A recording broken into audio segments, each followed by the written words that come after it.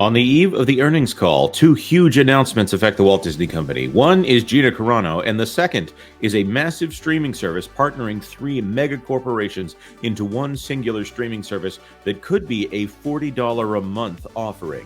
Let's talk about that on That Park Place. Good morning. I'm Jonas J. Campbell. It is just me by myself today, but there's no reason that we can't talk about this amazing streaming service. I say amazing. It's not quite where I want it to be because it doesn't include all of the shows that I want to watch. Instead, it's talking about sports, the foosball, as it were. ESPN, Fox, and Warner are teaming up to create a sports streaming platform. This from the Wall Street Journal. We've got another source we're going to bring in here in just a little bit. This by Joe Flint and Isabella Simonetti. Joe Flint. I remember the days when Joe Flint played football. I don't know that name Joe Flint to me just sounds like a circa 1970s, 1980s football guy to me. ESPN, Fox, and Warner Brothers are teaming up to create a supersized sports streaming service that will offer content from all major leagues, a deal that will reshape the sports and media landscape. We'll see that not all major leagues will be represented here, but we'll talk about that in a moment. The as of yet unnamed streaming service will be offered directly to customers who will be able to stream all these companies' sports content, the company said in a statement following a report in the Wall Street Journal about the venture. I guess this is a joint press release. That's interesting. I'd love to get my hands on that. Each of the companies will have 1/3 ownership of the new service, which is expected to launch in the fall. The companies did not announce pricing. More on that in a moment from our other source.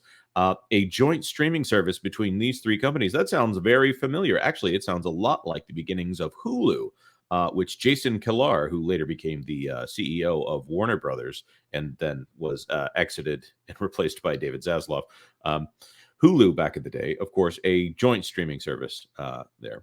The chief executives of Fox, Warner Brothers Discovery, and Disney, ESPN's majority owner, said the new offering would increase the choice for sports fans and give those who have cut the cord to traditional pay TV a new sports-centric service. That's a very good point. Sports has been the missing piece in most cord cutter strategies. The deal marks a major milestone in growth of the streaming industry and could accelerate consumer shift away from cable TV. Yeah, that's true. Sports has long been the key attraction of cable, the glue holding the old school bundle together.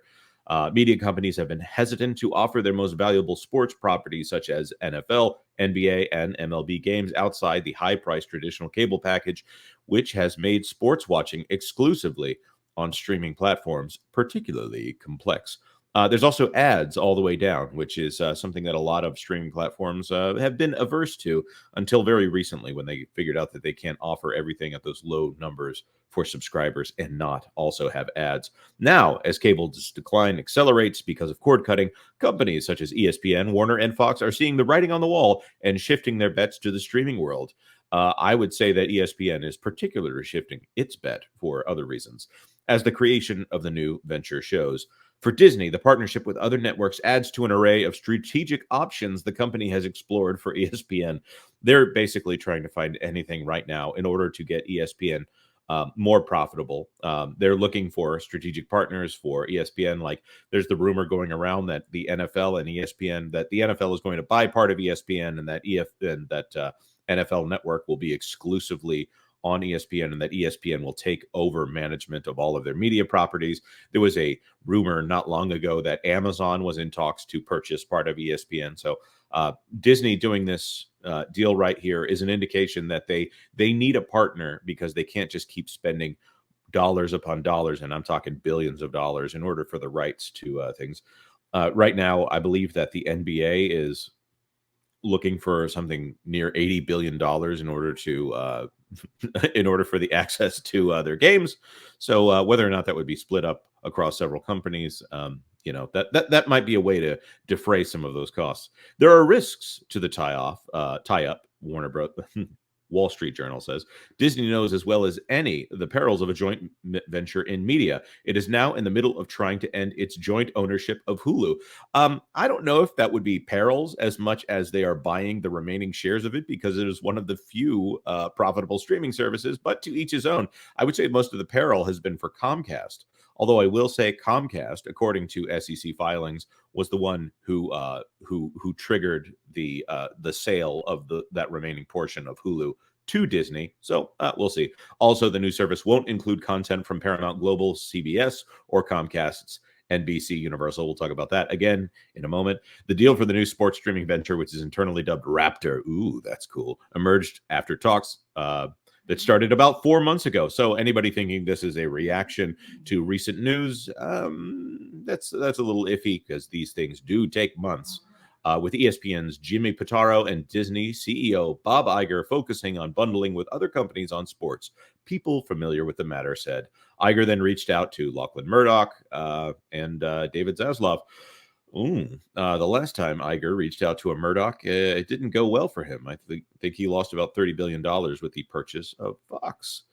All right, there's probably enough of that here. They're not going to have the NBA or the NFL on there. Well, it remains to be seen how those will be present, but it looks like the NFL in particular will still be separate.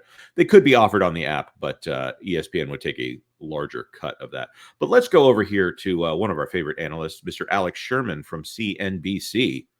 Going through the essential details here, talking about how they plan to launch a streaming service.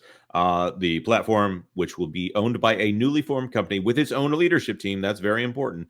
These won't be Disney people in charge unless they come from Disney. I don't know of anyone from Disney right now that I would want in charge of that. Maybe a consultant like Mr. Kevin Mayer, who was in charge of Hulu back in the day.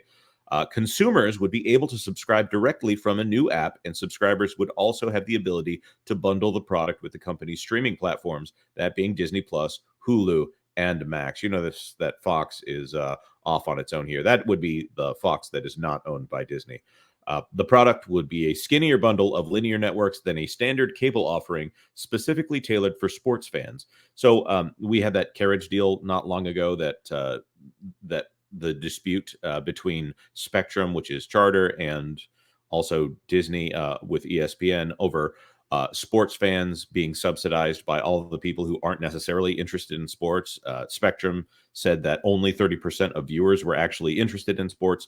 And I think I don't know what the carriage rates were. I don't think they were, well, $35 to $50, which is what they're looking for here in order to get access to sports. So this makes sense if most of your cable subscription is going towards sports and that's the only thing you're interested in. Well, maybe you can get it cheaper here. And also the people who aren't interested in sports won't have to pay for ESPN 1 through 12. I think it's actually 8, maybe 10. It will consist of all the broadcast and cable networks owned by Disney, Fox, and Warner Brothers Discovery that carry sports, along with ESPN Plus. ESPN Plus having a slim offering there. Looks like also ABC Broadcast Network, TNT, TBS, and True TV, Fox broadcast station. So this looks like a very skinny bundle, a replacement for cable altogether. While no price has been determined, a logical starting point would be $45 or $50 per month, with introductory pricing lower to entice signups, according to a person familiar with the matter. Those are always fun. Persons familiar with the matter who asked not to be named because the discussions around the service have been private. They won't be private for long at this point. A second person added that even with promotional pricing, the service will cost more than $30 per month. So get ready for it, folks. We're talking $30 a month streaming services here. Whether or not it's cable or whether or not it is a more pure streaming play, we're looking at much higher costs for streaming services to consumers. The company's long-term goal is to make the platform a home base for sports programming. This sounds like something that Bob Chapek was working on before he was walked out the door at Disney. Hypothetically, independent networks such as the Tennis Channel, oh, I'm so glad that they're into this, could be added to improve the offering, one of the people said. Well, Disney, WBD, and Fox each will own 1/3 of the company. The rights fee revenue sharing will be proportional to what the cable networks charge pay TV providers, a second person said. This looks like to me that they are trying their best to change the narrative here leading up to the earnings call. Obviously, Elon Musk and Nelson Peltz and Gina Carano, all of those people are a big focus for investors. Sorry, soaking up all of the media around the Disney company here as investors are trying to focus on whether or not Disney is a good place to stow your money.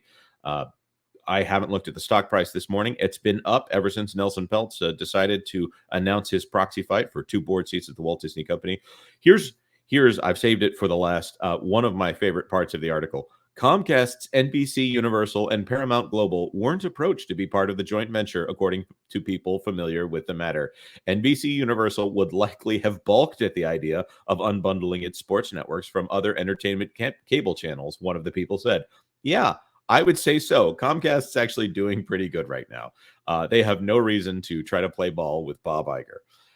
And there's obviously a rivalry there between Brian Roberts from NBC Universal, Comcast, and Bob Iger over there at the Disney company.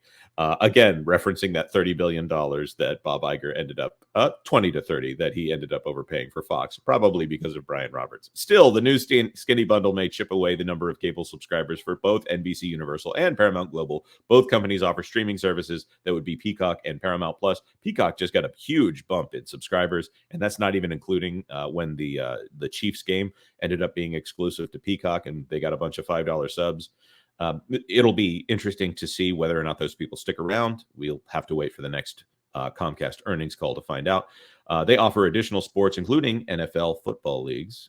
Well, that's redundant. That might mitigate potential revenue losses for NBC Universal and Paramount Global. Disney, in particular, has sought new ways to reinvent the sports business, and ESPN, including searching for strategic partners such as the NFL and the NBA. Well, to me, this is fascinating. I think this is probably a good move for Bob Iger and the Walt Disney Company because I'll be frank, they need something new to inject some new blood into this company right now. And having an independent leadership team that has to answer to other shareholders other than the Walt Disney Company is probably good. They'll do their best to be profitable on their own and have to answer to Fox and Warner Brothers, that being David Zaslav and Lachlan Murdoch. So this is good, and accountability is good, and competition working together to try to make as much money as possible. I'd say that's good. But that's enough of my opinions. What I want is yours.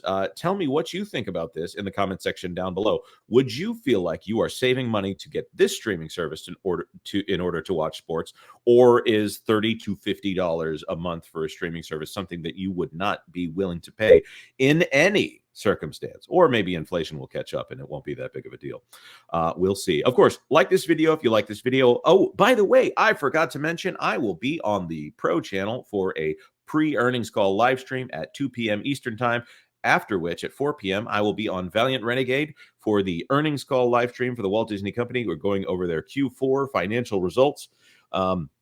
With a little group I'm starting to call the Walt Economic Forum.